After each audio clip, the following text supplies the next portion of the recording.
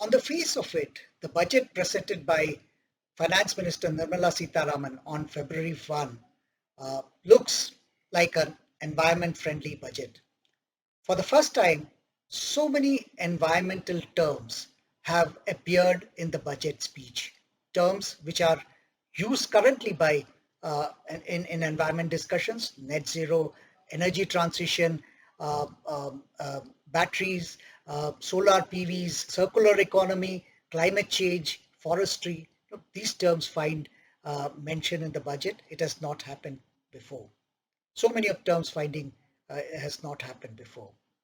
Just a day before the budget was presented, the economic survey that was tabled had an entire chapter has an entire chapter on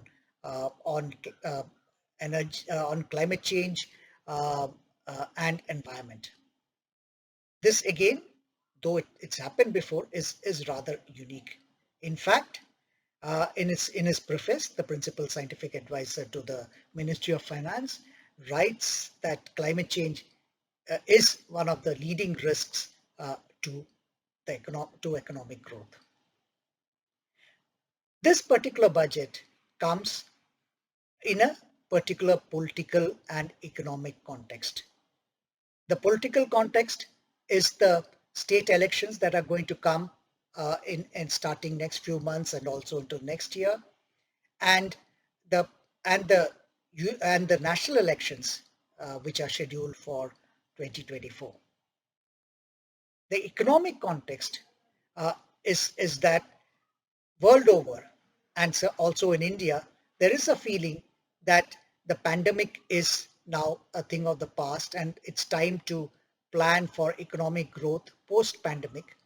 And for India particularly, the economic issues related to the pandemic came as an end to us, as a part of a series of economic shocks. So there is hope. I mean, there is hope. There is expectation that this budget would be what would lay the path for the coming years.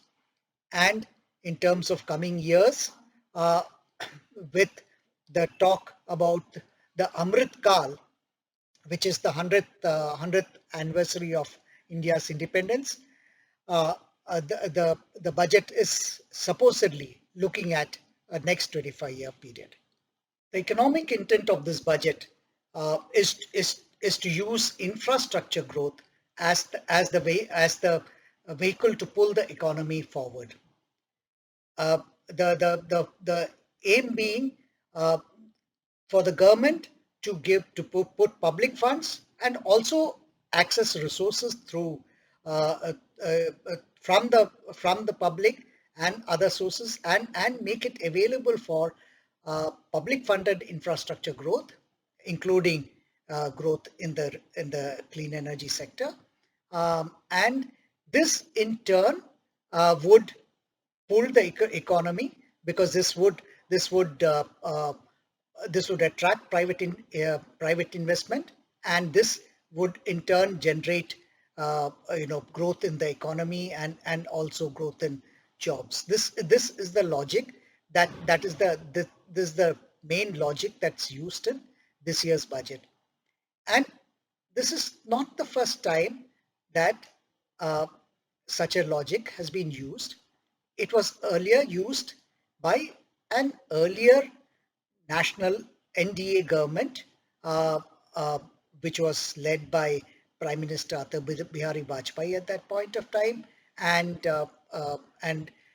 Finance Minister Yashwant Sinha writes in his book on how he used this logic of putting public investment in infrastructure to grow the economy. There's also focus on climate change and energy transition, which is in keeping with the commitments made by Prime Minister during the Glasgow COP to enhance the ambition to 500 gigawatts of non-fossil fuel based energies by 2030. So in keeping with that, the budget also has a lot of mention about energy transition, on production linked incentives for um, high efficiency solar uh, PV manufacture, battery swapping, infrastructure status for uh,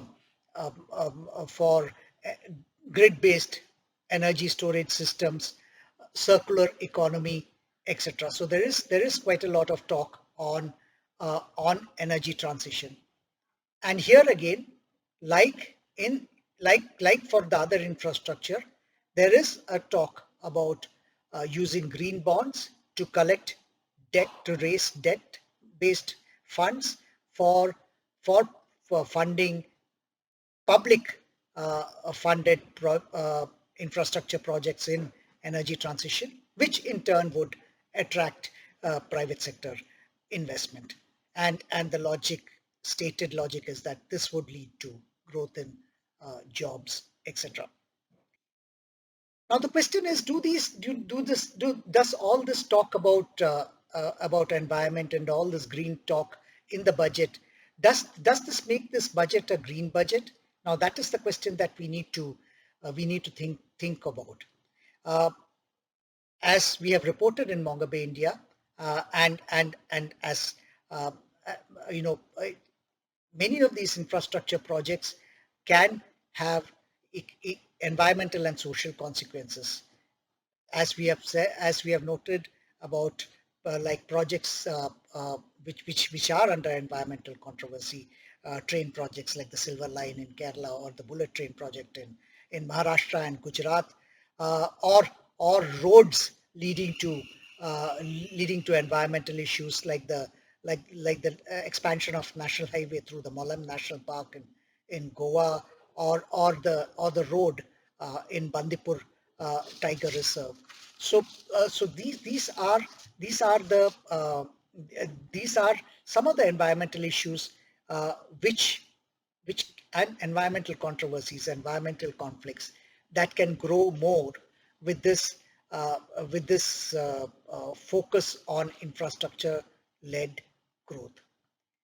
And also the fact that that uh, uh, this government has focused on uh, increasing the ease of doing business, and in the process of increasing the ease of doing business, environmental laws have been diluted, as we have reported in Mongabay India.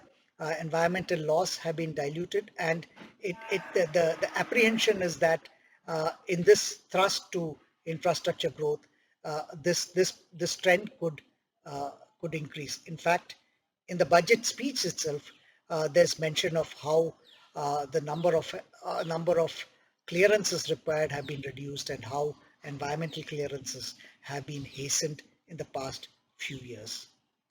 There's also the question about forests, because forests are become collateral damage in many of these infrastructure projects, and the fear is that uh, there could be more clearance of projects for forests, because even though uh, the economic survey does talk about forests, economic survey, quoting the ISFR, that is the India State of Forest report, talking about forests increasing.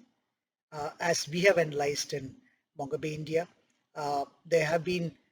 this has been increase in tree cover that is accounting for plantations, and also this has been due to thinning of uh, forests in many locations. So, uh, I mean, it could possibly be that uh, uh, through these infrastructure projects, there could be loss of forests, but then it may be uh, uh, it may be said to be compensated through plantations.